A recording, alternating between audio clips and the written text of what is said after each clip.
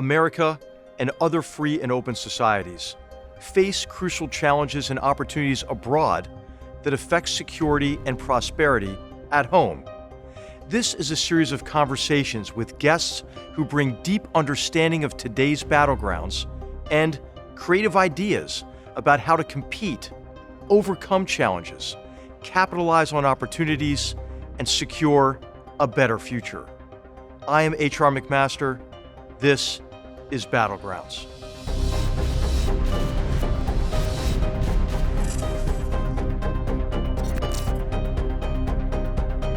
On today's episode of Battlegrounds, our focus is on Vladimir Putin, the state of political opposition in Russia after the murder of Alexei Navalny and Russia's war against Ukraine. Our guest is Vladimir Milov, a Russian opposition politician, publicist, economist, and former advisor to the late Russian opposition leaders Boris Nemtsov and Alexei Navalny.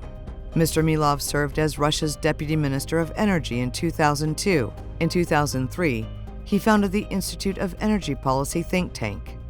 Mr. Milov is a vocal critic of Vladimir Putin and the hypernationalist group of leaders who dominate the government.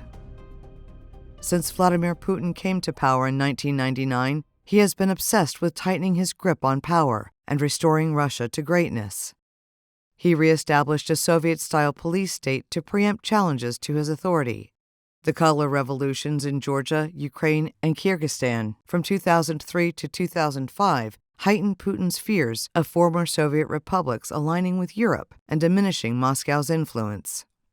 Putin combined political subversion, cyber-enabled information warfare, assassinations, and conventional and unconventional military capabilities to intimidate neighbors and subvert Western democracies. Russia's reinvasion of Ukraine fits a pattern of Russian aggression visible from the early 2000s. In 2004, the Kremlin attempted to assassinate Ukrainian presidential candidate Viktor Yushchenko.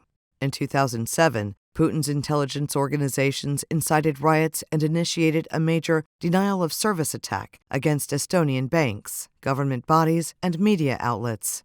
In 2008, Russia invaded Georgia and changed European borders by force for the first time since World War II. In 2014, Russia invaded Ukraine and forced the de facto annexation of Crimea through an incursion of little green men. The Ukrainian people have courageously resisted Russia's invasion for nearly a decade. Since the massive Russian reinvasion in February of 2022, Ukraine has reclaimed 56% of its territory, but the disappointing results of the Ukrainian counteroffensive in the summer and fall of 2023 and recent Russian territorial gains, along with the failure of Congress to approve continued U.S. weapons and ammunition support, has shifted momentum in the war. Ukrainian defenses are holding, however, and the Ukrainian military has inflicted significant losses on Russia's Black Sea Fleet while conducting raids on infrastructure in Russian territory. Putin appears strong, but his government and military struggled to stop an uprising by the mercenary Wagner Group in June 2023, and his brutal repression of opposition reveals his insecurity. A month before being re-elected in a sham election with 87% of the vote in March of 2024, Russian opposition leader Alexei Navalny was found dead in Russian prison. Russian police arrested over 400 people simply for laying flowers to mourn Navalny's loss. Then, Navalny's longtime ally Leonid Volkov was attacked with a hammer and tear gas outside his home in Lithuania 1 month later. We welcome Vladimir Milov back to Battlegrounds to discuss the war in Ukraine, the status of Russian opposition, and the prospect for change and the restoration of peace.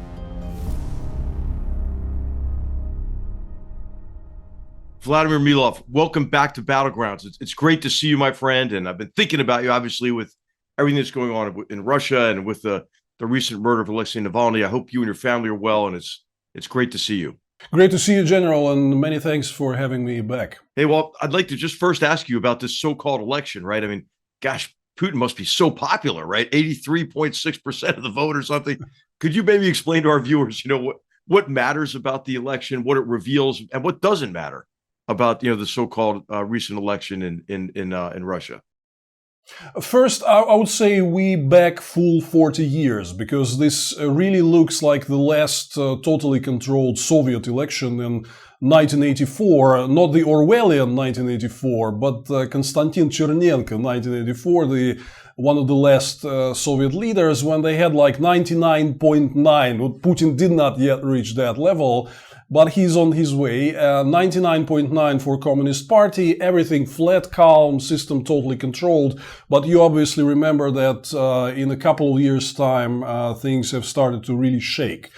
We are exactly at the same point now. I think all these Turkmenistan, North Korean figures are basically necessary for Putin in his psychological PR offensive to demonstrate how strong is his grip on power.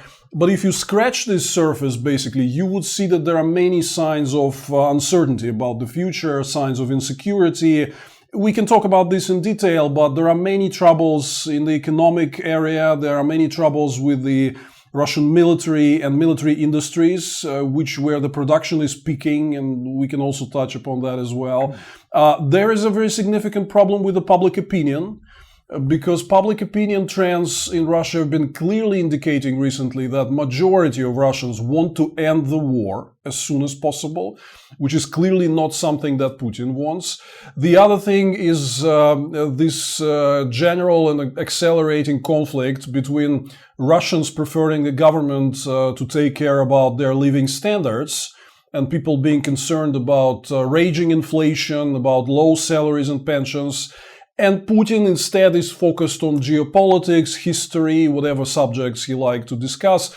So you see that there's a very significant gap between public perception, what the government should be doing, and the actual very serious problems that Russians experience, and Putin's focus on geopolitics and the war. So I think this is why many things happened. Obviously, not only the murder of Alexei Navalny, but we clearly had an acceleration of repressions in the past couple of months. New harsh prison terms, many new criminal cases. Putin and his lawmakers hastily adopted the legislation about confiscation of property of traitors. Basically, guys like me, they can now confiscate my apartment in Moscow because I said something about the war that they don't like. This is now legislation which was hastily adopted and sealed in just a couple of weeks in January. So many stuff is happening which shows that Putin really is not happy with the trends in the society, and he wants to tighten the grip. That clearly goes against that 87% that he has drawn up. As a matter of fact, pretty interestingly, unlike what happened 6 years ago at the previous election, we didn't see any massive turnout for Putin. 6 years ago, in 2018, there were people, really sizable number of people who came and specifically said, yes, we came to vote for Putin. Not now. We didn't see that. There was 3-day voting, and we didn't see these mass crowds of folks asking the question, where can I vote for Vladimir Vladimirovich? Nothing happened. Instead, you saw people queuing at noon on Sunday answering the opposition's call. So there's this result matters less and less because of this general feeling of insecurity for the regime that is mounting. And just like the 1984 Chernenko's result, I would bet that very soon it will be forgotten how many percentage points he got in March 2024. Vladimir, you're making some really important points, because what we hear what Putin wants us to hear a lot of times, that he's popular, that the war is popular, that he's in a position of strength. But, it doesn't look too strong to me that he murdered Navalny after the previous murder attempt and the hell he's put him and his family through. It doesn't look strong to me that they're arresting people for laying flowers to express their sympathy for Navalny and his family, and to offer their condolences to the family. So could you maybe explain what you think the significance is of this latest murder, the other acts of violence against opposition figures, and what you think is likely to be the result of really the martyring, I would say, of Alexei Navalny? First, I have to say it's definitely not a coincidence that the murder of Alexei Navalny happened exactly 1 month before the actual voting day. And exactly on the day of opening of the Munich Security Conference. I'm firmly convinced that this was not a coincidence, and the message to the Russians was resistance is useless. I'm going to shut you down, kill your leader, and kill all your hope. And the message to international community was, I can do whatever I want, and you will not be able to stop me. Because, many international leaders have sent a very strong message to Putin that if something happens to Navalny or he dies in prison, there will be consequences. Right. So Putin is messaging back, like, I don't care. Whatever you do, here's the show of strength. However, I have to say, the subsequent events, first, the massive turnout of people at Navalny's funeral. Second, the fact that the movement continues despite Navalny's death, and Navalny's wife Yulia came into the spotlight, actually picking the banner and announcing that she will now enter politics. Opposition carrying out an unprecedentedly successful action of noon against Putin on March 17, because we really haven't seen that big turnout across the country and abroad for 2 years, essentially, since the war began.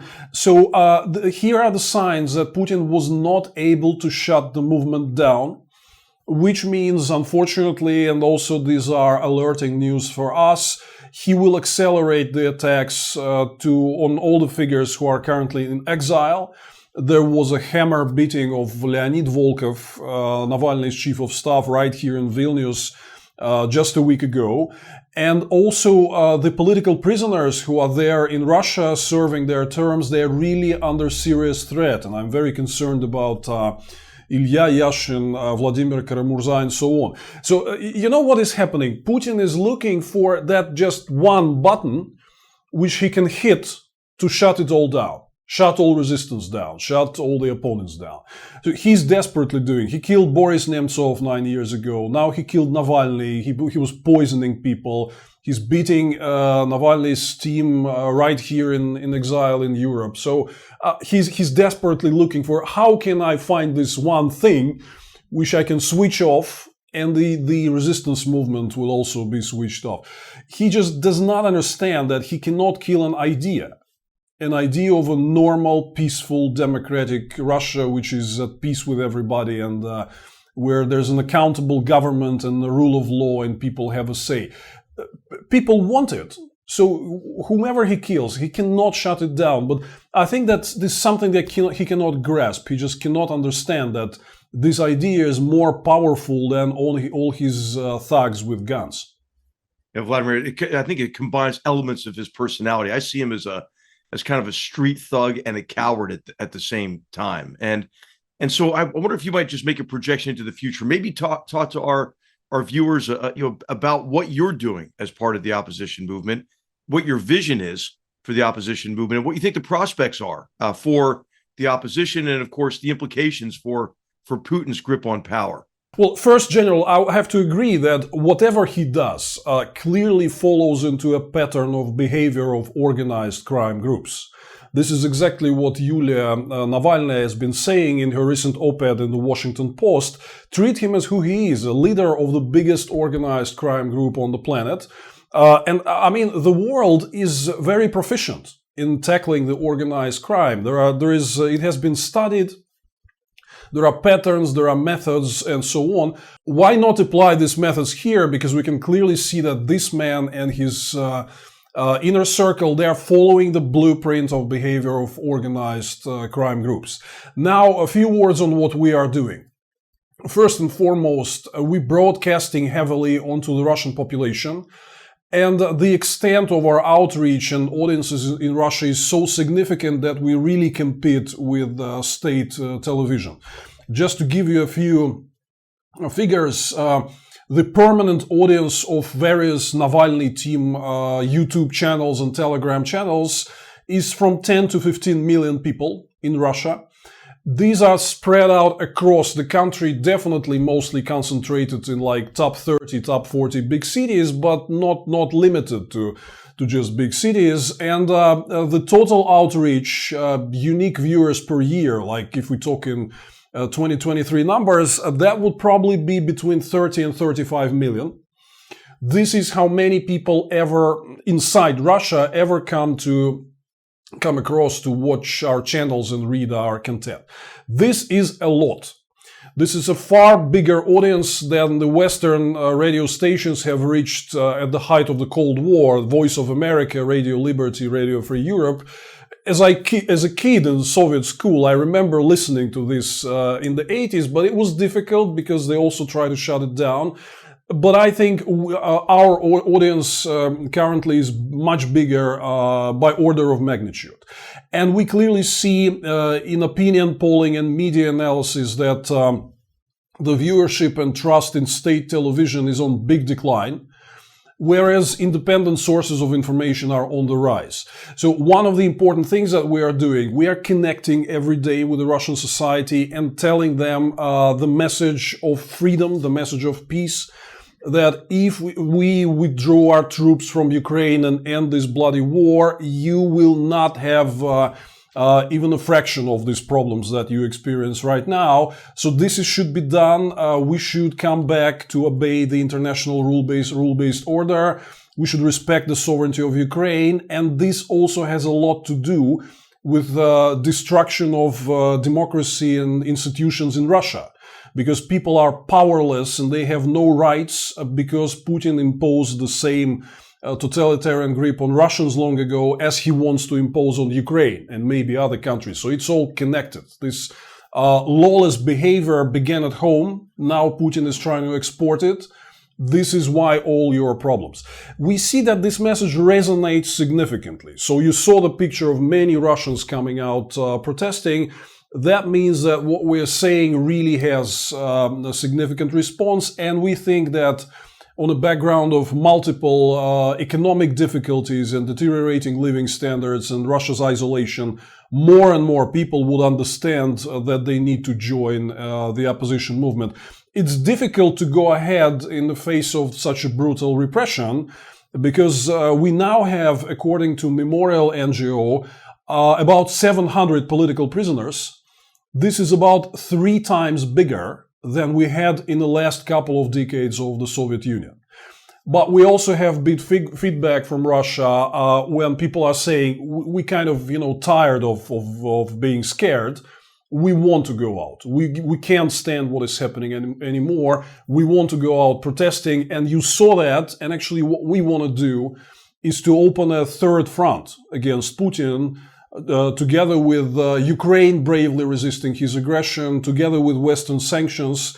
We also want free Russians to join this global fight against Putinism and to turn fortunes around for Putin domestically at home. I want to talk with you about the economy, and I really enjoy your newsletter where you analyze the Russian economy in a way that you don't see in a lot of other reporting and analysis. But first, I just want to talk about the effect of the war in Ukraine. We've seen some of these gains by Russian forces, small gains and very costly gains. Some estimates are that there are as many as 900 casualties on single days in the fighting around Avdiivka and so forth. What is the effect on the Russian people? I just think of the massive number of casualties that they've suffered now, killed and wounded. And I remember back when I was National Security Advisor in 2018, and we had this clash with the Wagner group, and we killed about 300 Russian mercenaries. And Putin went to great pains to hide those casualties. What's happened? I mean, how can what has the effect been on the Russian people and on Putin's grip on power as a result of these massive casualties they've suffered in this so-called special military operation that is now going on for over 2 years? Well, the effect on the Russian public is significant already.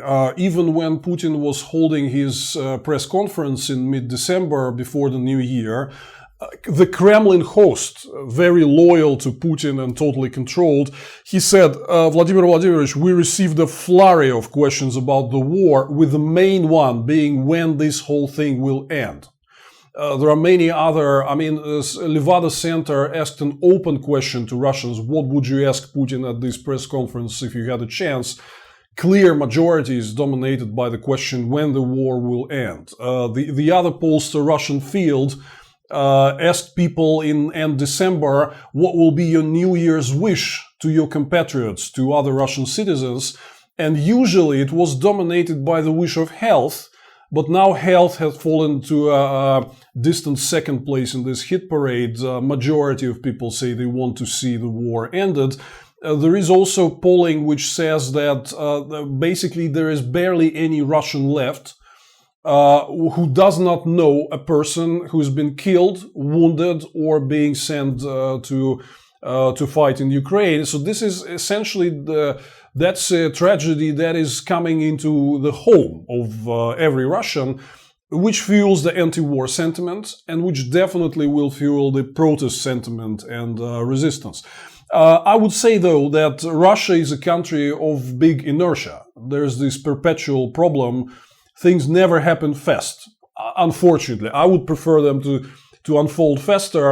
But because of hundreds of years of very brutal oppression, Russian people generally are used to sort of adapting until the very last moment, until it's no longer possible. So that's the field that we are trying to shake up at the moment, and somehow it works. Of course, we want this connection between all the difficulties from the war and protests and resistance to happen faster. But we got what we got, and we already see that the grapes of wrath are brewing.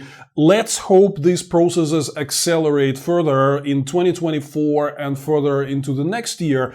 Interestingly, I have to say, there are many points. You also asked about economy. There are also issues with extreme exhaustion of manpower at the battlefield. There is the issue of peaking military production because like last summer, weapons, ammunition, tanks, airplanes, what they call finished metal products and other transport vehicles, it was growing 30-40% year on year every month. It is down to just 8-10% now, because Russia has a problem of lack of high precision machinery to produce these weapons, and it was all imported from the West. They had to import it clandestinely from Taiwan, with the reports about which surfaced recently.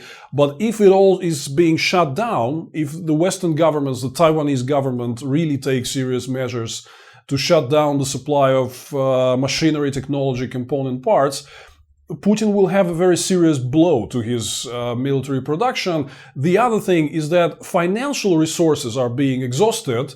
When the full-scale invasion broke out 2 years ago, the liquidity part of the National Wealth Fund, the actual cash on the Ministry of Finance accounts, this cash surplus, was sufficient to finance the military budget for 30 months. It's just down to 4 months now. So the cash, a lot of cash is spent. The military budget had skyrocketed. So what is happening? That's a pretty interesting situation. If we look at what happens a year from now, since the beginning of 2025, corridor is narrowing for Putin. He will be in a much more difficult condition in terms of money, manpower, military production, public opinion, and so on. So you said that they're trying to advance with great human cost, these human wave attacks. I read it as, like a last resort push before things will start to get really difficult. He wants to take some gains, and he wants to also launch a PR offensive against Western politicians and public opinion, portraying things like, listen, I'm winning, you have to give up, we gotta have like peace talks or whatever. Don't fall for it. He will be in a lot more trouble a year from now. We just need to push a little harder, or a lot harder, as I would prefer. Right. So the corridor for him, the corridor of opportunity is narrowing for him on all dimensions, including the Russian domestic situation and public opinion. This is really important, I think, for our viewers, and just a really important argument for sustaining the support for Ukraine. And of course, we've heard about Ukraine's manpower constraints and Ukraine's munitions constraints, now largely associated with our inability to sustain U.S. support for Ukraine, even as Russia's getting support from North Korea and Iran and from China. So I think it's really a critical point in the war. And as you're mentioning, sometimes we buy into Putin's propaganda. I want to talk with you a little bit more about the economy and and the perceptions. Of course, we've seen the effect on the Black Sea Fleet. We see some attacks now in Russia against Russian infrastructure by Ukrainian long-range systems. Could you maybe just talk briefly about what you think the effect of that is? The inescapable conclusion that the Black Sea Fleet cannot operate anywhere near Ukraine, to suffer tremendous losses, and these recent, drone attacks, for example, on oil refineries in Russia. What effect are those longer-range attacks having? Well, first, all this shows that Russia has multiple vulnerabilities. So clearly, we see that not only the Black Sea Fleet, but should Russia enter, a much bigger scale conflict, not just with Ukraine, we see that most of the Russian fleet will be very vulnerable to just very simple marine drone attacks. They can do nothing about it. Also refineries. Pretty interestingly, because we have a very finite number of really big refineries. We're talking like 20, 30 big installations, which are so difficult, so complex, and so large that you can not only see them from space, but you will be able to see them from Mars, So very easy. You saw these pictures of these catalytical cracking units burning. This is a very vulnerable target because it's very difficult to miss for a Ukrainian drone. And I will have to say, just to give you an idea, one large Lukoil's refinery in Nizhny Novgorod, which was hit and was forced to half its production, to shut 50% of production down, it produces 12% of the total Russian gasoline. Over 20% of gasoline in the European part of Russia, and about a third of high-octane gasoline. We're talking 95, 98. This is just one refinery, General. Just one refinery. So if you hit several others, that will create enormous pressure on the Russian fuel market, and the government had already prohibited gasoline exports. I think the situation is so bad that they will do more. They will go for a full redistributive regulation, like Soviet style, quotas, who gets which quantity and under which price. So Russia's fuel market, just because of the recent series of attacks, is moving in this direction. Also, I wanted to say on the economy, I don't know why, but in the West, there are really many voluntary Putin's helpers who are running around and trying to portray that the economy is really not doing that bad. It is doing pretty bad. Central bank has been maintaining prohibitive interest rates for the past 7 months, but they were not able to cool down inflation, which is still raging. And the only thing they achieved is cooling down domestic demand and entrepreneurial activity with 16% interest rate. And now Putin is announcing sweeping increases of taxation. Investment has been drying out. There's been zero investment entries since the beginning of the full-scale war from investors from China, India, Turkey, Middle East. Nobody is coming. Everything is hanging only on budget spending, which might produce a beautiful figure of GDP growth. But the military sector with which it's all connected is only 6% of GDP. And you have another 94%, which is pretty depressed. Real sector is down, agriculture is down, cargo turnover is down. All non-military industries are either near zero or also down. So if you split this military-related economy and the civic economy, you would see that the civic economy is so much bigger and not doing that well. And the military economy is only sustained by budgetary spending where money are finite. We can see the light at the end of this tunnel. We can see when they would expire. So that's not a sustainable economic model. China is not coming to help us. Investments are not working. Import substitution is not working. Where is this all the rosy economic picture that the International Monetary Fund is talking about? I truly don't know. Vladimir, I'd like to ask you, speaking of people who are useful idiots for Putin, who praise him and talk about how great the economy is and maybe marvel at subway stations and the produce available in markets. I'm thinking, of course, of Tucker Carlson's recent interview with Vladimir Putin. Would you mind share with our viewers your reaction to that interview and what your analysis of that was, and the way that Putin just played played this kind of useful idiot and in his long discourse on Russian history and so forth. Could you maybe respond to that so our viewers have your perspective? General, this was so pathetic. I mean, I'm a person who was fascinated with America since I was a kid, right? And I love America. And this is just such a contrast when America is shown to Russians being, impersonated by guys like Tucker Carlson, supplicating to the Tsar. Yeah, exactly. Yeah, this is so appalling. Well, America is not like that, and a normal American journalist would challenge him on every single word he says. Like, you remember, he brought these letters from Bogdan Khmelnytsky, who was asking for Ukraine to join Russia, right? Which, if you're a guy who knows just a little thing about history, you would say, okay, yeah, Ukraine joined Russia on a condition of strict autonomy and the Institute of Hetmanship. 100 years since, Catherine the Great abolished hetmanship, abolished Ukrainian autonomy against all the agreements that were signed. Putin does not mention that. And Catherine the Great began the policy of subjugating Ukraine, prohibiting Ukrainian culture, Ukrainian language. That was so very different than what happens in the time of Bogdan Khmelnytsky and his letters. But Putin does not mention that, and Tucker somehow did not dare to ask him. So this whole story, I mean, could be easily challenged by a first grader, So like anything, whatever Putin says to Tucker Carlson, our trade with China is so perfectly balanced. Now, come on, give me a break. We only sell like over 90% of Russian exports to China are mineral resources and raw materials, which are sold at a discount, near zero profit. And China is selling us only sophisticated finished products at a premium. Cars. China now has 95% in the share of Russia's imported cars.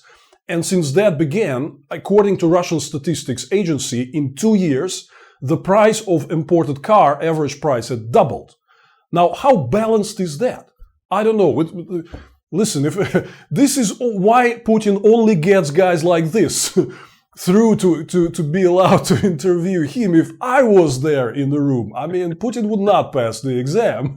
But this is why he would not let me, and he instead sentenced me to 8 years in prison in absentia. Right. Vladimir, I'd like to also just ask you about Putin's recent threats as well. So you've talked really about the dire situation he's in. We've talked about really how this appearance of strength really belies profound weakness on his part. And of course, when he feels, I think, particularly desperate, he rattles the nuclear saber, and makes other threats. How do you assess these recent comments, and how do you assess the threat of kind of vertical escalation, maybe even the use of a nuclear weapon, which he's threatened directly in the past? Well, first, I think that practically it means that Putin at this moment assesses the probability of a direct military confrontation with NATO countries is very high. Mm-hmm. And as we saw from recent remarks by Emmanuel Macron and some other leaders, they also are pretty open-minded about this. I mean, if it has to be, it has to be, right? He's very afraid of that because he knows that a war with NATO he would lose. Which means that what he's doing, nuclear threats, is the issue of last resort, like a very, very last resort. To me, this looks like another sign that he doesn't have many other options left if he's back talking nuclear, And you remember, when we discussed this already at your podcast last time, and the thing is that whenever he escalates nuclear rhetoric, his new friends in Beijing don't like it.